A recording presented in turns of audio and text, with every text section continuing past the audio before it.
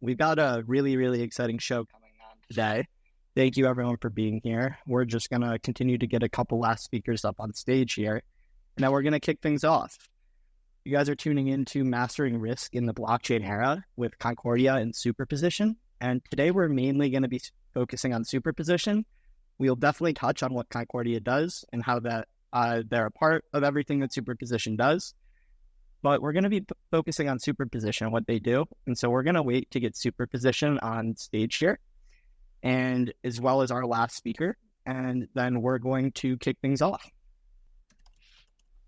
So our last panelist is having a bit of a tech issue, so we may be able to just move in without him. Alex, is Superposition going to be joining us on stage? Yeah, just give us 1 second. We're getting them on. Perfect. Just invited you guys to speak. Perfect. Got you there. Thank you for joining us, Christina, and Superposition. And so, as I said before, we're going to be kicking off our real-world asset tokenization space, specifically this time focusing on a cool project known as Superposition and how they're mastering risk in the blockchain era with their adaptive risk modeling system, Concordia. I don't want to spill too many of the beans up front here, but definitely I'm excited about this conversation, Alex. And so maybe to kick us off, it would be helpful if you could give a little background on yourself and then background on Concordia and Superposition for us. Yeah, totally. So I am originally from the Northeast, but I live in Austin now. I've been doing different entrepreneurial endeavors for the past 10 or 12 years across a number of different spaces, and have been playing around with blockchain since, I don't know, around 2011, but decided to fully devote myself to it about 3 years ago. And for the past about 2 years, have been working on Concordia and Superposition. So what we set out to do was to create a sort of universal collateral wallet. We wanted to essentially create a cross-chain borrow lend where we could keep assets where they belong, not deal with any sort of bridging issues or whatnot, and have a universal wallet where you could then collateralize those and take out margin across chain in whatever app that you wanted. And as we started attacking this, we realized that some of the core tooling in order to really do this properly just wasn't built out in the Web3 space yet. We wanted to bring in new institutional capital, I think the same sort of thing that you guys are focusing on, into crypto, and just, the sort of expectations for what tools they would need, just, they didn't exist yet. And the first thing that we focused on was risk. When I say risk, I mean how collateral is valued, how portfolio risk is assessed. The way this is done in crypto is super crude and static. And so we ended up spending about 1.5 years building out what we felt like was the sort of risk model that crypto needed. And as we to launch our borrow lend, we realized that we had basically just created a product that the entire space needs. And so we split out the two projects to where now Concordia is that risk layer, and Superposition is the original borrow lend built on top of it, which is the first product using Concordia. That makes a lot of sense to me. And maybe for our listeners, it would be helpful if you could explain a little bit more about how Superposition really just enhances Concordia's capabilities, as Concordia really is just the underlying risk model, and kind of explaining what that means. Yeah, so the goal for Concordia is to launch a layer, I think you call it an L1 or maybe an L1.5, that essentially just works like an API, where any sort of protocol that is using margin could hit Concordia with the portfolios of its users to basically assess health. And Concordia has this algorithm, and we've got all these plans for how we enhance this, that would come back basically with portfolio health. When we dive a little deeper into risk, I can explain sort of how Concordia and Superposition do it versus how it's typically done in crypto. But yeah, I mean, so that's what Superposition is doing right now. Superposition went live on Aptos as its first chain a few weeks ago. And we're going to be moving to a number of different chains, and everywhere we go, it'll be using Concordia as the sort of underlying risk model. That's great. Congratulations on the launch. Very exciting stuff there. And I actually think that we can dive in a little bit into what it means to do on-chain risk management and the evolution of it. So what is Concordia doing differently? I mean, you mentioned a little bit static risk models, but I'd love to understand a little bit more how Concordia's methodology is revolutionizing risk management. Yeah, so let's talk about how this works right now. And not with Concordia and Superposition, but just generally how it works in crypto. So if you look at something like Aave, which has the model that pretty much everybody uses, the way it works is you say, okay, I've got ETH, and I want to collateralize that. They're going to give you, I believe right now it's an 80% LTV, or essentially max collateral value on that ETH. And it doesn't really matter what asset you're borrowing against it. You could be borrowing wrapped Bitcoin, you could be borrowing a stable coin, it doesn't really matter. There are now what multiple protocols call like an E mode, where there are specific pairs that are more correlated. And so they'll give you a higher collateral value specifically on those pairs. But this is just, it's a really static, crude way to do it. And traditional finance doesn't work like this at all. Basically, in the 80s, there was a big crash. There was the Archipelagos incident that caused TradFi to start basically putting a lot of effort into building out risk models. And they've got 30, 35 years of iterating on this. And they've built all sorts of different things to solve this problem. The model that we use is the same one that is employed by ICE, the Intercontinental Clearing Exchange, one of the biggest clearinghouses in the world. They own NASDAQ. It's the Bank of England's value at risk model. And so what we basically spent a year and a half like building it out so that it made sense to crypto. It took a lot of work to adapt it. But basically what that model does is it takes every asset and every liability in your portfolio, and it's constantly valuing them against each other. So what you're getting is more of like a portfolio health score, as opposed to, where am I at on a single asset based on its value.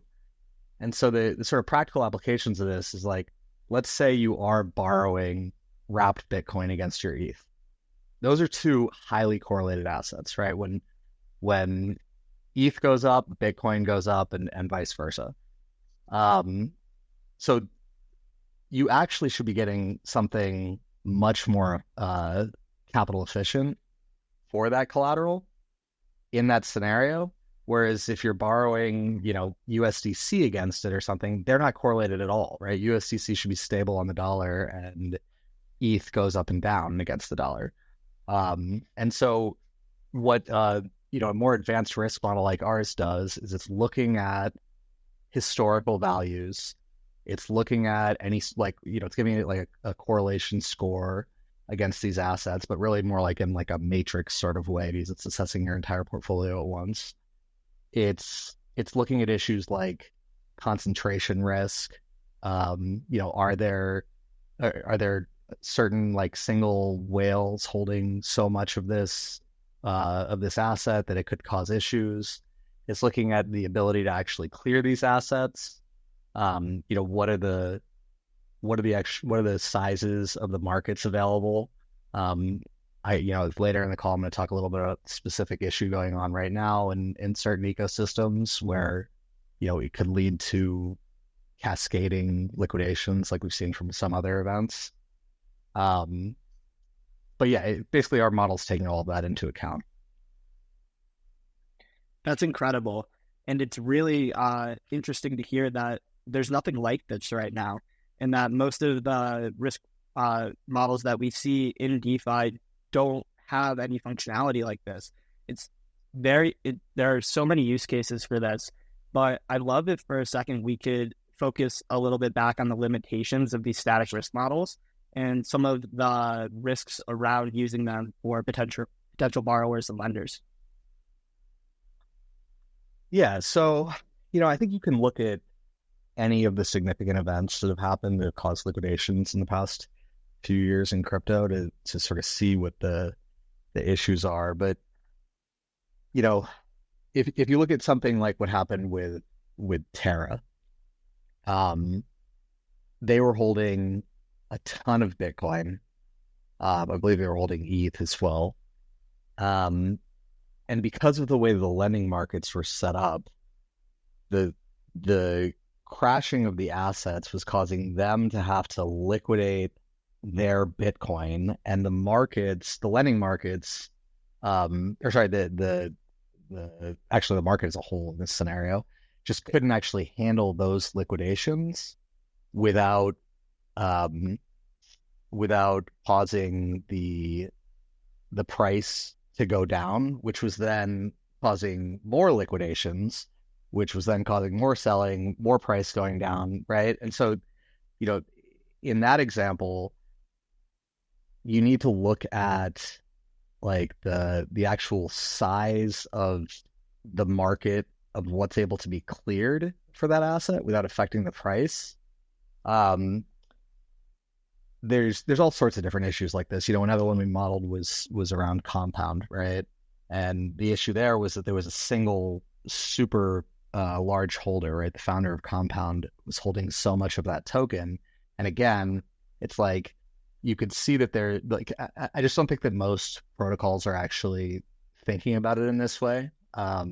They're not limiting market size of the lending market based on what's actually clearable inside of the, either on chain or off chain or whatever it might be.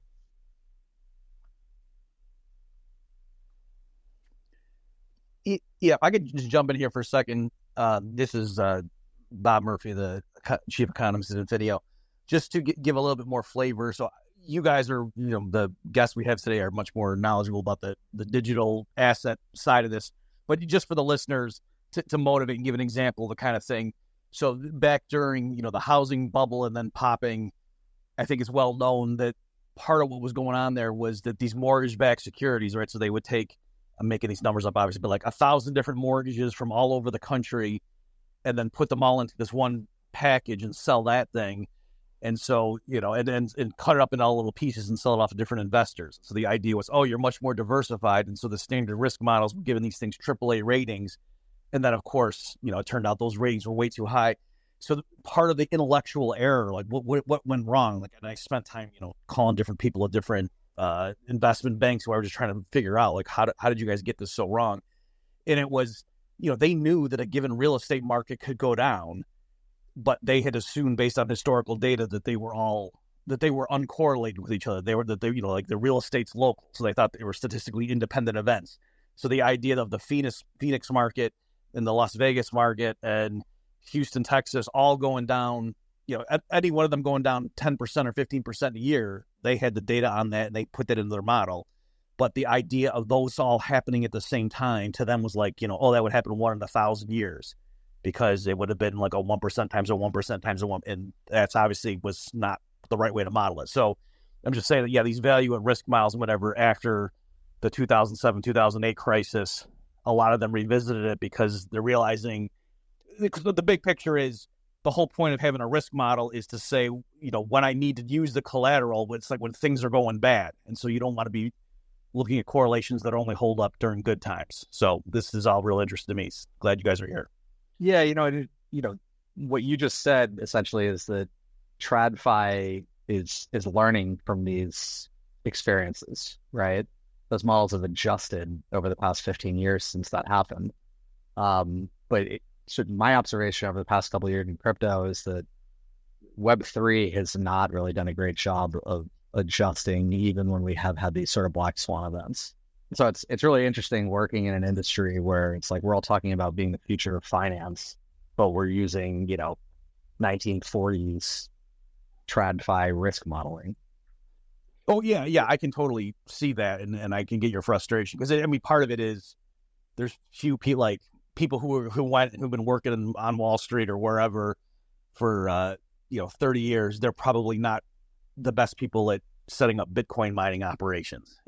So like there's a different skill set with a lot of these things. And so yeah, I've seen that in my walks as well, where like professional economists who are good at studying money don't know how Bitcoin works. And then likewise, a lot of people that are in, the crypto space, they haven't been trained on standard mathematical models of modeling money and stuff. So anyway, yeah, everybody's learning from each other, hopefully. Yeah, I was actually going to make the exact same point, Bob. Is people who are in the crypto space, they're very much idealists, and they're very much, people who like to operate under thought and not, they're not professionals when it comes to finance.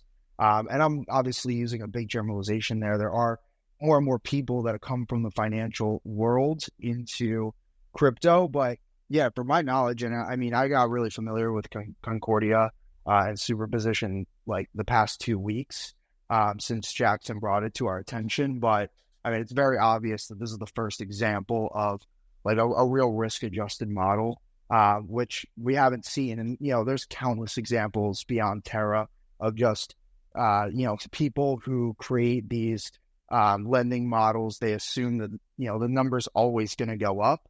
And very few have plans for when, things go down. And, we talk about crypto as this very, very volatile asset class, yet there's very few people that are actually prepared for the volatility. 100%. And I think one thing that can really help people prepare for that volatility and that Superposition is taking very seriously is security and efficiency. Maybe Alex, you could speak to just the role of how transparent risk management will help avoid issues and enhance security, efficiency, and transparency overall in DeFi. Yeah. So, I actually have mixed feelings about transparency, honestly. I think that too much transparency is part of what pushes away some of the big money that is interested in coming into crypto. But it's not like these models that we have right now are not transparent. One of the things that we're looking to do more of is what we feel like we've done so far is basically bring a dynamic model to crypto. And I don't want to say that we're the only people who have done this, because there are other groups that have looked at doing similar things. We're just doing it in a different way. Gauntlet was, they had that whole news article recently because they got fired by Avi's DAO. And Gauntlet, I'm sure they're looking at risk in a similar way to how we're doing it. But they're doing it in terms of how their business model works. They're doing it more as a service, like a consulting service, building out risk models for protocols. And I don't think that is really a Web3 sort of approach, whereas we're trying to make it more of a product. But yeah, in terms of transparency and sort of how we move forward with this, I think that we're putting a lot of effort in, Concordia is putting a lot of effort into AI ML going forward, where it's like we've built out something dynamic, which is something like best in class for TradFi by the crypto. And now we're thinking how do we go beyond this? What's the next step? And so Concordia is bringing in a bunch of AI ML resources to try to figure out how do we make an adaptive risk model? How do we make one that learns based on all this transparent on-chain data, and it adjusts itself? Like, how do we have it look at events going on chain to try to figure out when something might be depegging, to try to figure out based on, trends that are happening on social media, if we think that an asset's about to dump or whatnot. And I think that's sort of like the future of how the transparency affects this. Does anyone from the Infineo team have anything to add there, their perspective on transparency or anything Alex said? Yeah, I think I'll add something real quick. I think just generally the institutional uptake has been hampered by some of the sort of the opposing philosophies that are at play here, where, for example, you have big money institutional finance that has been used to operating within walled gardens for a very long time, and the ethos of the crypto ecosystem has very much been sort of decentralized, transparent, open, but there are efficiencies from the tech that can be applied to what institutional use cases. And so I think there's a lot of conflation occurring between the various sort of silos and use cases here, where and I feel like there's niches being carved out. For example, provenance is one, where you have sort of this open but somewhat soft-gated blockchain that applies to specific institutional use cases. And then you have sort of public chains where BlackRock is launching a fund and then getting OFAC sanctioned money sent to them. And it's like, it's sort of like interesting how there are so many different factors at play here, and so many different end goals and philosophies and use cases for this. And it's like there's a lot of intermingling under the umbrella called blockchain. But I do think that the point that was made was very good about transparency. I mean, you'd think that you want as much transparency as possible, but no, actually for some use cases that's not the case. So it's an interesting mix of things where you might actually have completely separate industries that emerge underneath the blockchain umbrella when things mature. 100%. And that actually brings up a decent follow-up question that I'm really interested to hear your answer, Alex. Who is your guys' target end user? Is it these institutional clients that may be put off by full transparency, or is it more retail clients, or is it both? Who do you guys see as really being the end user of Superposition? It's both. I'd say that we've been very institutionally focused. If you look at chain analytics, most of the money out there is institutional money, and so I think it's a mistake to not focus on institutions, but it's definitely both, right? We want to build products that retail users feel safe using as well, right? Like most of my friends are not in crypto, right? And I'm always considered the crypto guy, which is a little funny to me. But when I talk about what I do with them, a lot of them they're interested in getting into crypto. They're interested in buying assets and whatnot, but they just read about these events that happen and it freaks them out, right? So while this is something that institutional users expect, right? Like they're not going to bring in new capital without having core tooling like this. It's something that everybody needs, right? And so we've definitely got everybody in mind while we're building this. It's just because we're building an institutional grade product doesn't mean that it needs to solely be focused on institutions. I think that's a great point that you made there. And that's something that we're really trying to take into account as we build out our product suite at Infineo. Zuhar, I don't know if you had anything to add there, but if not, I have another follow-up question to that. Yeah, I mean, I felt one other thing there too. I mean, one of the things we're trying to do, we're just getting out of the market right now, right? But one of the things we're really interested in doing is supporting more and more interesting assets as they start getting tokenized. And like, frankly, I think what Infineo is doing is super cool. And it's exactly the sort of asset that we want to be able to support, right? And in order to do that properly, you need a risk model that can support that, right? So instead of just doing it in some overly simplistic way, we're building, literally thinking about how do we support things like what Infineo is doing. I love that, Alex, and I think that's the most important point that has been brought up is every asset is different and every asset is tremendously different when it comes to risk. And if we're treating every asset like it's the same, then the industry will fail when it comes to some of the really awesome things that are being built. So really appreciate that you just said that. Yeah, I mean, my understanding is your product, it could probably be almost fully collateralized, right? If it's backed by dollars, if you put it into something like Aave, if you guys, did something with them, they'd probably give you 80% on it because that's what they do. But that doesn't make any sense. Yeah, go ahead, Jackson.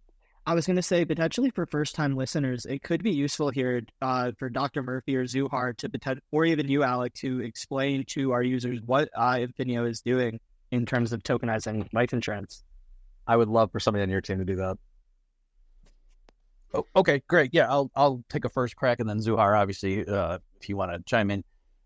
There's the use of whole life insurance, particularly in Canada, the United States, as a cash management tool, as well as just providing standard death benefit coverage, is something has been like a niche but growing market or community of people doing that. But there's some problems with institutional uptake. Just real quickly, things like it's life insurance, so it's not that you just buy it and sell it real easily. You got to prove insurable interest. You might have to undergo a medical exam. You have a limit of insurability. And then once you get a policy, you're on the hook for possibly decades of contractual premium payments.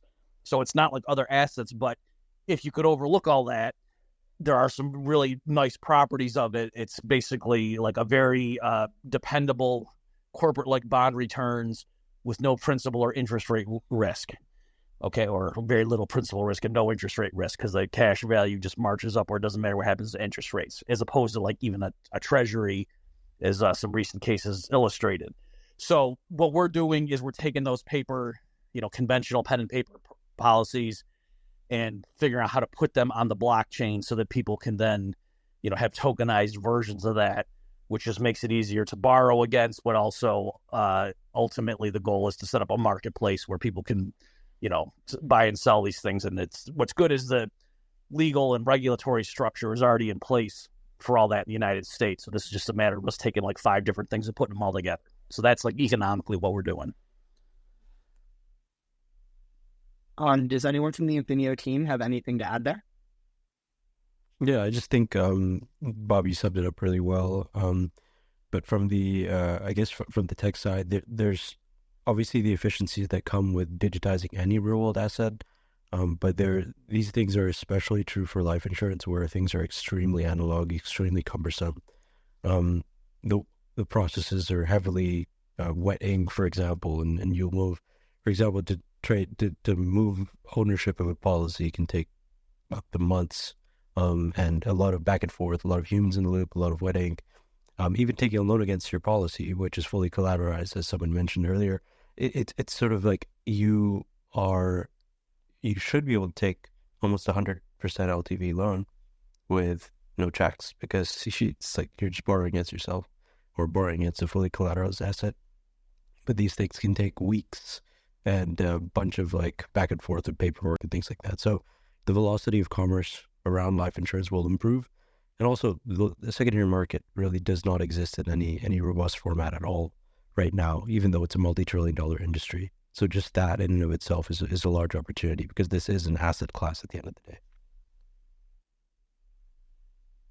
Thank you, Zuhar and Dr. Murphy. And so with that added context, that's definitely how we see ourselves aligning with Superposition and Concordia, because as Zuhar, Dr. Murphy mentioned, what people like to do is take out almost 100%, or they try to get as close to 100% LTV loans as possible. But right now, the velocity of those loans is not what it should be as a fully cash collateralized vehicle. And sometimes the rates of interest on those are not as competitive as they could be. And so by opening this up to the DeFi ecosystem, we're looking to really hit on the efficiencies of DeFi and the competition of bringing more lenders into the market. And so, Alex, I don't know if you have anything to add there after getting that additional context. But if not, I can move into another question. Yeah, I think go ahead and move forward. Beautiful. So I'd really like to hear a little bit about how Superposition helps manage market risk, and a little bit more in terms of the features that are built into Superposition, in terms of the dynamic margin features and how the real-time risk assessment tools are always adapting to changing market conditions to help protect the user. Okay, so I just shot you over a tweet. Beautiful. I'll get that. You could pin that up there. I think this is a perfect example. So, we're live on Aptos right now, right? And we've got sort of a soft launch going on. So at the moment, the only assets we support are APT and USDC. We're about to add a number more assets. But we tweeted the other day about how our model was assessing the ability to borrow USDC against APT, and then how there was a bunch of price volatility over the past couple of weeks, and how the protocol adapted. So when we launched, our Superposition, or Concordia really, was requiring people to keep a 14% maintenance margin on their APT collateral borrowing USDC. So effectively, they could borrow up to 86% against their APT. When the market tanked, the protocol basically, it looked at price history, it looked at volatility, and it adjusted itself to say, okay, now we think that the appropriate maintenance margin is 22%. This sort of reaction, basically, it enables the right sort of liquidations, right, in order to protect lenders, but it's also keeping the protocol and keeping the market safe as a whole, right? And so every time there's it's updating every few minutes, right, based on volatility across all the assets on there, and it doesn't really matter what the change is. The protocol's constantly readjusting like that. That makes sense what I'm saying? It makes sense. I'd love to understand a little bit more about how it's adjusting and what's actually going on behind the scenes. What factors is it taking into account? And I know you mentioned that you're going to be trying to utilize AI and machine learning. And is this where you're going to be utilizing AI and machine learning? It will definitely play into this. I mean, in this scenario, it was really just about volatility, right? So the price of APT in relation to USDC in this scenario was relatively stable for a few months. APT had been sitting around, I think anywhere from about 14 to 16. It might have hit 18 or something at one point. Might have gone down to 12. And so when it dipped down to, I think, $8-ish, that essentially upped what the volatility ratio between those two assets were. And so it adjusted and said, okay, you need more margin right now, right? So if the inverse had happened, and if we'd had another couple months of APT being very stable against the dollar, the maintenance margin would have continued to decrease little by little. I mean, it's always a volatile. These are two completely uncorrelated assets, right? So it'll only get to a certain point. But at a very simplistic level, that's basically what it's doing, right? It's taking volatility into account between any assets that it's analyzing. That's incredible. And I mean, just this little case study that you guys tweeted out the other day is really, really great and kind of showcases the full, or not the full, but a use case of the risk model and of the system. And so I'd highly advise you guys checking out the pinned tweet and just reading through that on your own time. You can like it, you can bookmark it, or even just skim through it now. Yeah, one of the really cool things too is we're still more capital efficient than the other options out there. The other lending markets on Aptus they're giving 70% max LTV on APT.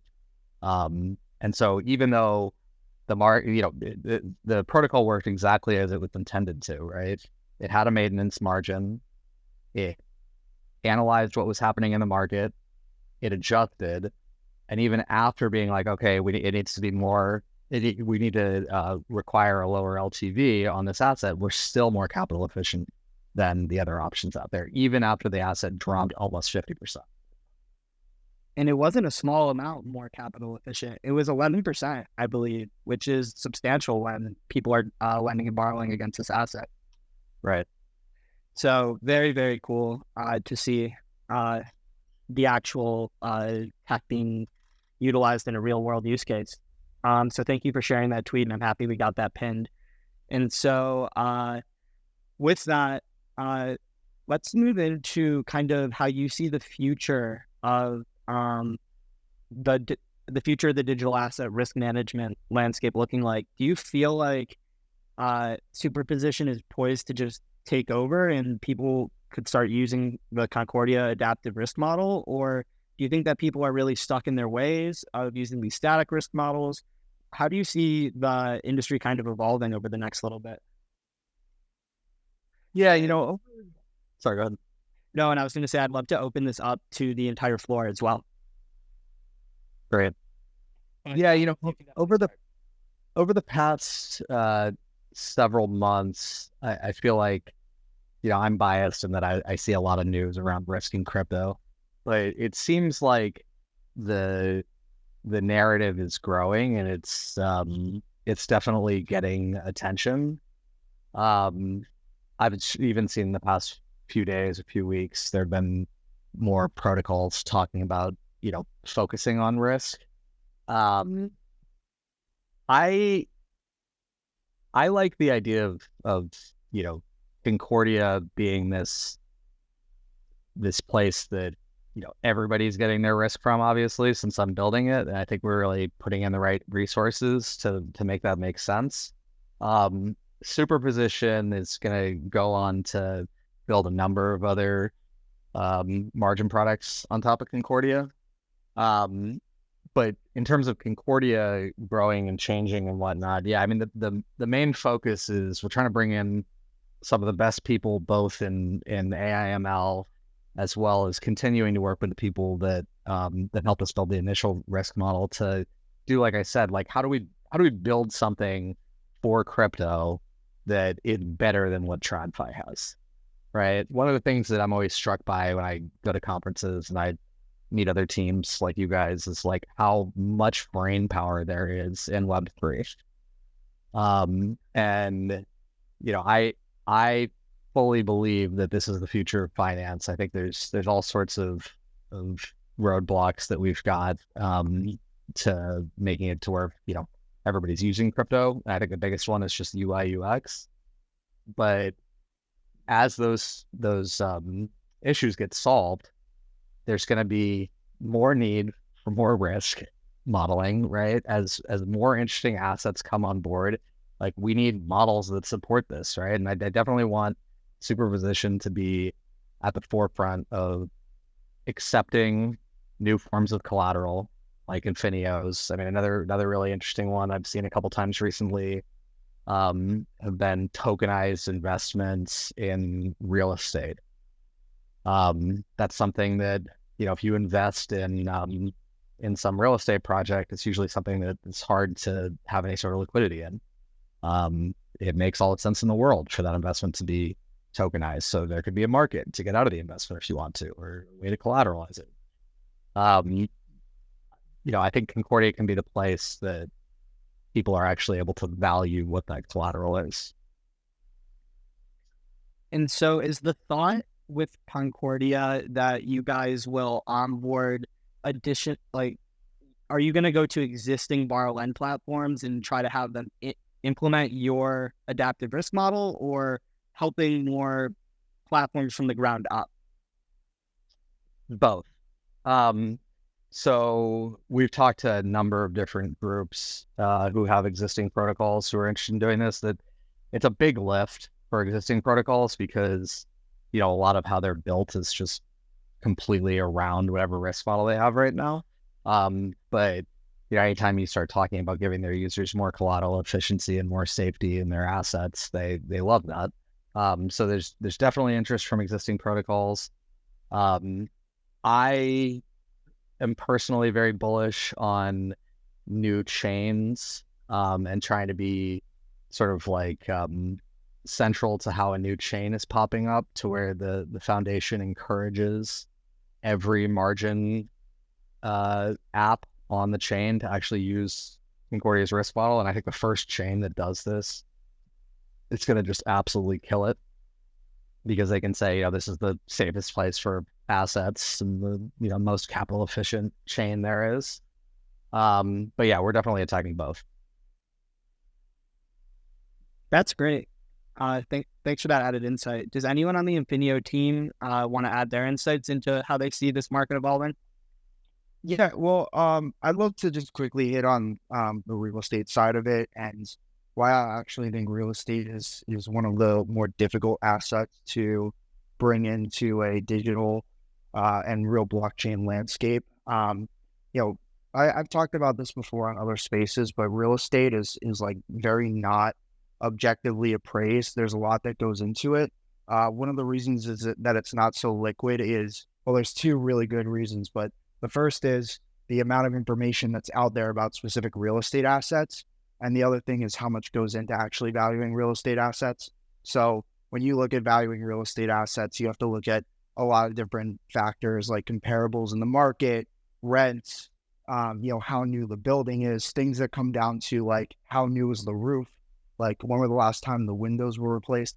So real estate is a very, very difficult asset to begin with when you're talking about valuing, but then add into the fact that real estate owners don't want to provide that information because they don't want their competitors to get a hold of, information about, what their rents are, different things. So real estate is very difficult, especially when you think about liquidity from the trading side. I think it's best for a risk-adjusted lending model, which is why I think it could work well with what you guys have built. That being said, a lot of people look to real estate as like a prime example of something that can become liquid, but trading is going to be very difficult.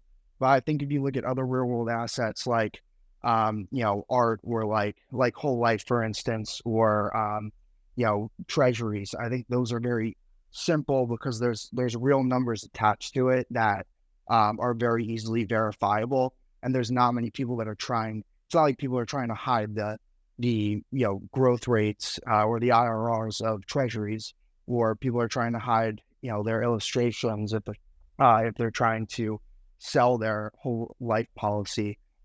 So just in terms of where we are asset wise, like I think that real estate will actually be one of the last assets that will fit into kind of what we're building. I think you're totally right. But Alec, you're the first person who's ever said that to me when I've brought this up. I'm kind of shocked. It makes all the sense in the world, though.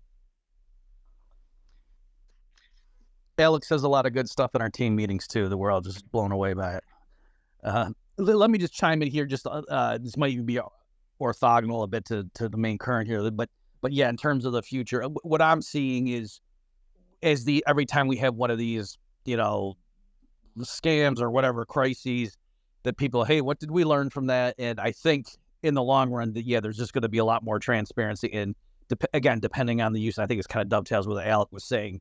It depends what kind of asset it is, but I think more and more you're going to see people around the world like, you know, wanting to have more assurance of, okay, if I have this coin that ostensibly gives me, you know, this kind of redemption, or maybe not even, but just that it's supposed to be tracking the value of some basket of other assets. Like what assurance do I have that that's right? And you know, and there could be things like, to kind of go back to what I said before, that really, especially if you're holding on to some of these things more as like a safe haven asset.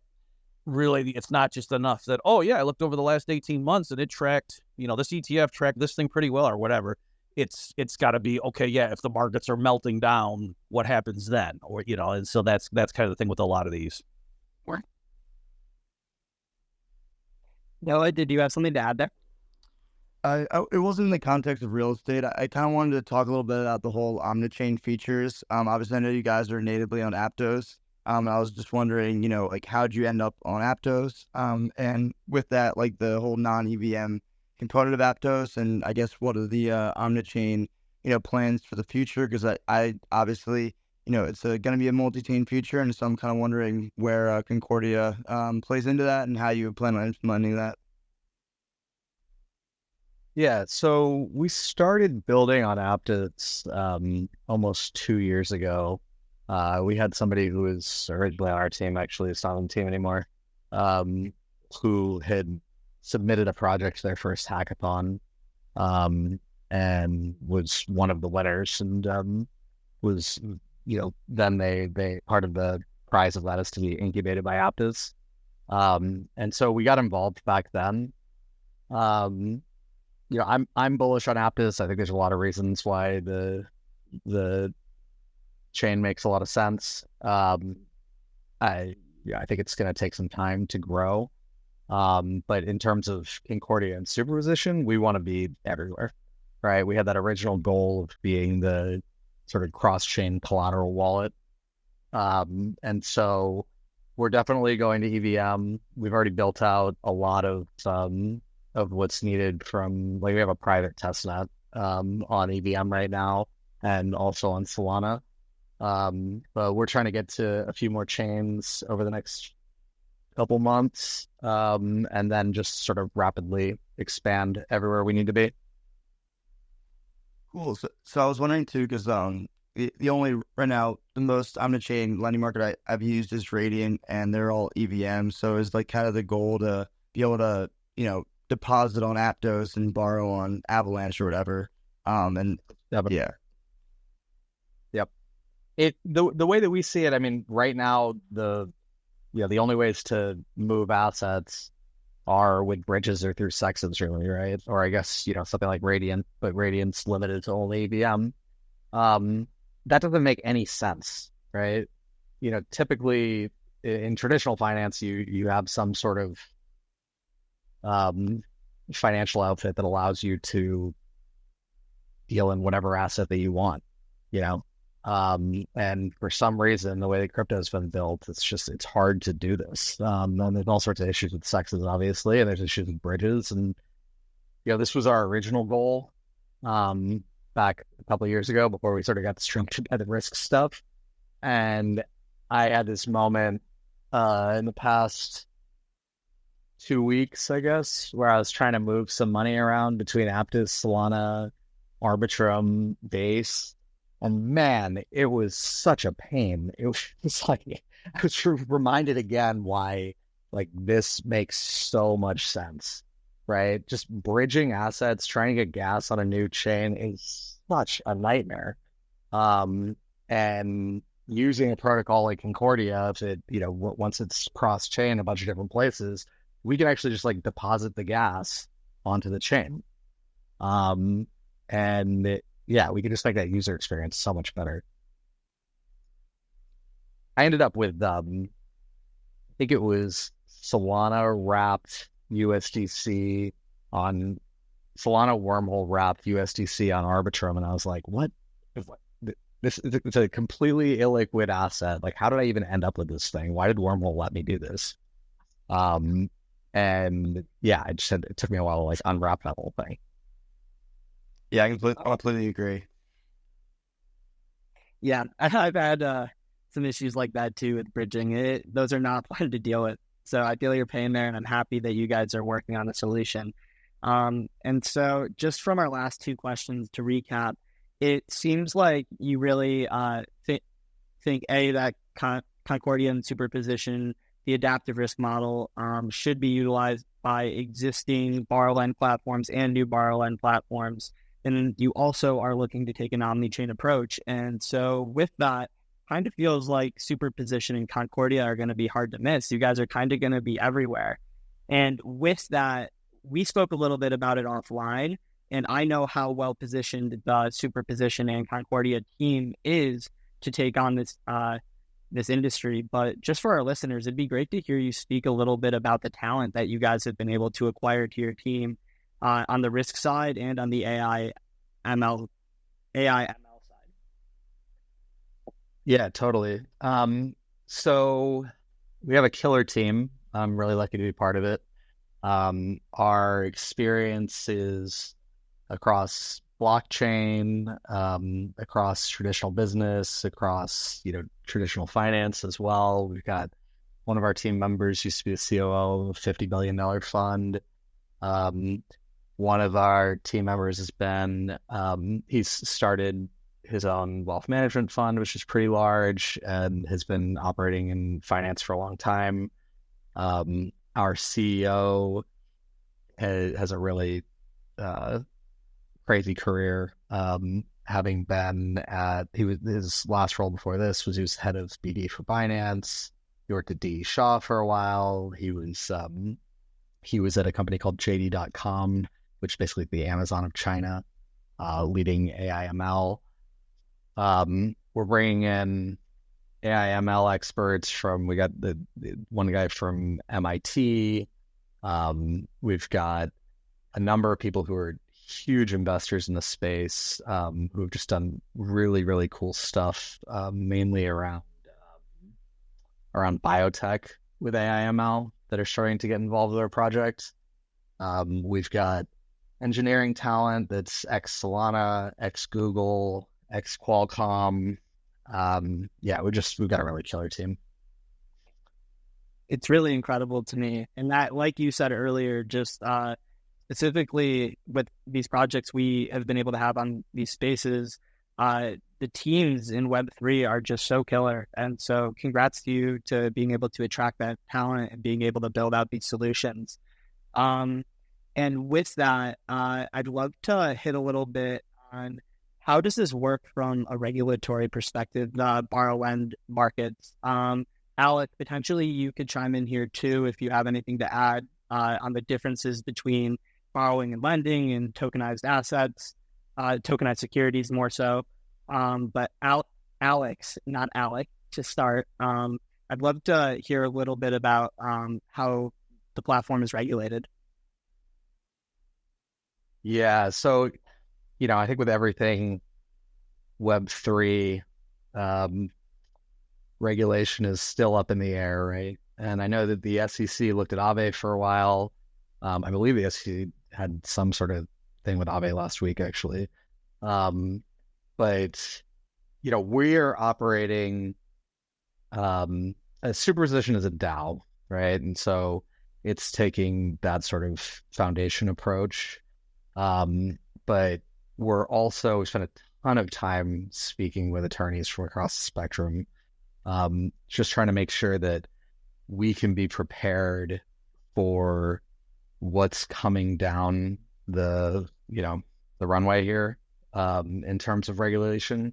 It seemed like so far borrow lend has not been regulated so much. At least decentralized borrow lend has not been regulated.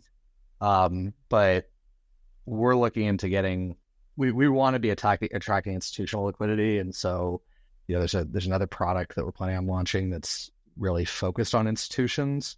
And so we've been getting prepared to get all the sorts of licenses and everything you need in order to do this in like a KYC, AML way that's legal in every jurisdiction we want to operate in. Yeah, Alex, I really love the distinction you made there between decentralized and centralized. loans because the SEC has repeatedly tried to make the argument that any yield product, including loans, are an unregistered security, which was the basis for lawsuits against Gemini Earn, BlockFi in the past. So we have no clarity on what a decentralized loan looks like. And it's being figured out right now. So it's going to be really interesting to see what comes of this. But one of the problems is if the SEC came out and said, all of these are unregistered securities, all of these loans, then the cost, the fines would be like way too much to handle for the current infrastructure. So just the cost alone of creating offering docs and filing, every, Form Ds and going through the KYC AML process for each individual that wanted to take part of these loans, all of the, geofencing that would have to be done for, to make sure that the people are in the correct places and not from like blacklisted areas. That would be extremely tough to do in a decentralized nature. There's also arguments that are being put out there, like that money transmitter licenses are required as well as custodial licenses. So the centralized lending platforms in the space have, I'd say a very large uphill battle, and it'll be really interesting to see what comes in the decentralized space because it is extremely unclear at the moment. Yeah, I mean, even just to get the licenses in order to do that, it's I've looked at what the cost is. It's millions of dollars. Oh yeah, just to do it in the U.S. Yeah, right? The barriers to entry are insane. Yeah, they're huge. Yeah. And so that's definitely a market we want to attack at some point. It's just not what we're going after right now for that reason. So right now, are you focusing most of your efforts overseas, not for U.S. investors right now? Yeah, Superposition is geo-blocked, right? So it's not that it's not just U.S. is not the only one that's blocked. There's a number of jurisdictions that are blocked. But yeah, I mean, it's both geo-blocking and making sure that we're doing things in a decentralized way. That makes complete sense, and I'm happy to hear you guys are doing it all the right way. We're coming up on the end here, but we actually have a couple audience questions, Alex, that I'd love to take if you wouldn't mind. And sure. So we have Kenny B asking, they asked 3 questions, but I think 2 of them can kind of get combined into one. They're interested in hearing more about the bridge and the swap feature on Superposition and potentially when we may see those features added. So we don't have any immediate plans to build out swaps ourselves, but it's something that we've talked about and we're interested in doing. At the moment, I think having another protocol compose on top of us in order to do swaps would be great. And when you talk about a bridge feature, maybe Kenny, you're talking about going cross-chain. That would be over the next few months. Beautiful. And then they asked one question that I don't necessarily know what it means, but when is PGE? So he's asking when are we going to have a token generation event? Okay. It is in the works. Can't say anything more. That makes sense. Sorry. And then lastly, we have one last question. That is, do you have any plans to bring NFTs on as collateral, or is it mainly for fungible tokens? It's definitely something we're interested in doing. We've talked to a few different NFT marketplaces about it. It's not on our immediate roadmap, but yeah, I mean, there's a ton of liquidity in NFTs. And at the end of the day, an NFT isn't any different than any other tokenized asset, right? It has a value. The value goes up and down against the rest of your portfolio. And so it's totally something that we can do. It's on the immediate roadmap, but it's something we'd like to do. That makes sense. And so with that, I think that this has been a really incredible conversation here, Alex. I really have learned a ton about Superposition and underlying risk model with Concordia and just how you guys are really posed to take over the DeFi or the DeFi lending market. And so with that, I'd love to give you a chance to tell our listeners where they can find you, how they can keep up with Superposition and Concordia, and what the best way to do that would be. Yeah, so Twitter is definitely a great place. Our accounts are speakers on here. It's at superp_fi and at @on_Concordia. Our websites are concordia.systems and superposition.finance. And then Superposition has a active Discord as well. So the links are on the website and on Twitter. Love for you guys to join the community. Beautiful. I'm definitely joining. I'm a part already, been a part, and going to continue keeping tabs on it. We really thank you for being here, Alex, and Superposition and Concordia. Some of our speakers had to leave a bit early, but with that, you guys have been listening to our real-world asset tokenization space. We have a space every Tuesday where we bring on projects like Superposition, Concordia, and great speakers like Alex, where we try to highlight different angles and different perspectives on the Web3 space, specifically around real-world asset tokenization, as that is what we're doing at Infineo. And so if you'd like to keep up with us, I highly recommend that you follow us on Twitter and potentially subscribe to our newsletter. If you want to do that, you can Google infineo.ai / #newsletter. Again, infineo.ai / #newsletter. And so next week, we're going to be having on the #1 influencer in infinite banking on Twitter with over 50,000 followers and an incredible community. If you're interested in learning a little bit more on how you can manage your cash flow with whole life insurance and how we see this aligning with our RWA tokenization initiatives, we highly suggest you tune in. And so once again, thank you, Alex. Thank you, Superposition. And thank you to my team for joining me again. Have a great one, everyone. Yeah, thanks so much for having me.